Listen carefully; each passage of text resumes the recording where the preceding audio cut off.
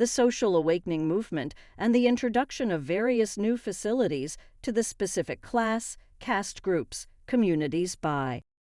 The colonial government inspired them to launch socio-religious movement, which took the shape of caste consolidation movement during the late 19th and first half of the 20th century.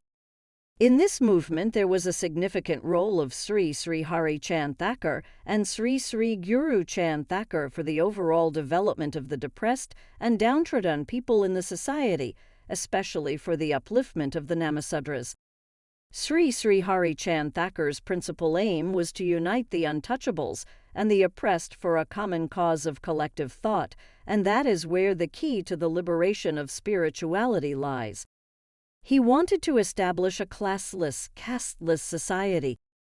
Sri Guruchad Thakur believed that he could not save his community unless he worked for all other social groups, especially for the depressed and untouchables.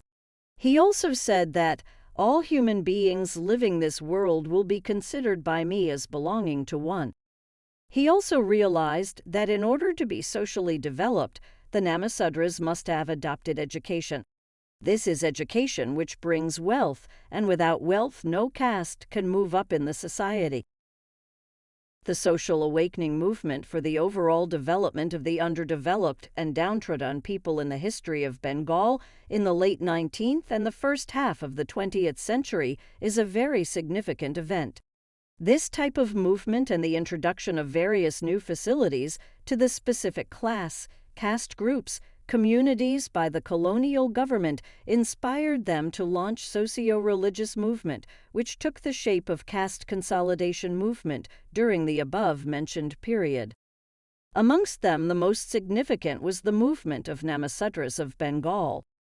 The main aims of the social awakening movement by the Namasudras are I. Recognition of identity, transformation from Shandals to Namasudras. Expansion of education and employment. Social upliftment. To growth economic stability. V. Resistance of conversion. 6. Political empowerment, representation in various political institutions. Movement for social equality. And 8. Development of Matawa community. The social degradation of the Namasudras helped them to be united against the upper caste outrage, which helped them to develop a defiant attitude against the social disabilities. It must be added that their agrarian discontent manifested itself in the form of peasant resistance against zamindari oppression. While the struggle between the Hindu landlords and Muslim peasant was perceived in religious terms, the Namasudras linked their struggle against higher caste zamindars with movements for caste upliftment.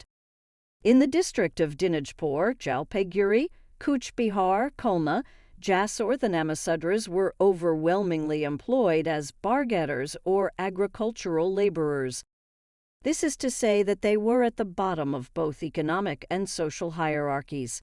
The Namasudra leaders succeeded in channelizing the agrarian discontent into a broader mass movement for their social upliftment.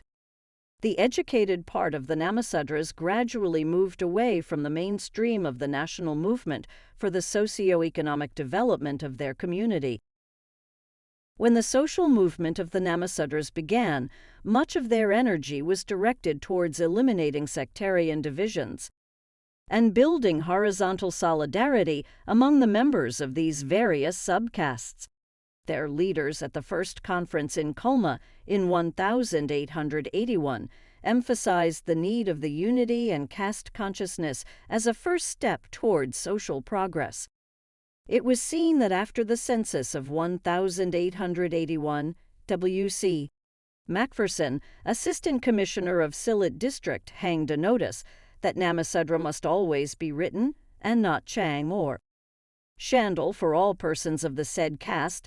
That Deputy Commissioner has ordered that any who does not write Namasudra shall be removed from employ. F.B.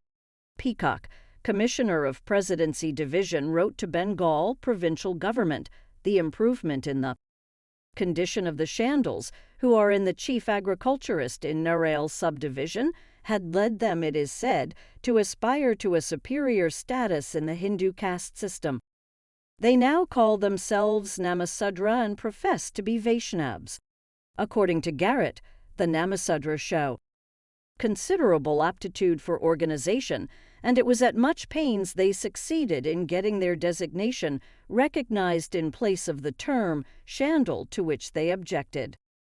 The Bengal government declared that the Namasudras will write in place of Shandals. 1901 census reports that it would not be, in the humble view of the memorialists, out of place here to mention that the memorialists had submitted a petition to Your Honor, and that Your Honor was pleased to grant them the permission on the 3rd August 1901 to be entered as Namasudra at the census. Surprisingly, when the census report was published in 1901, Shandal or Namasudra had to be written. Shandal was dropped. In 1911, only Namasudra was allowed.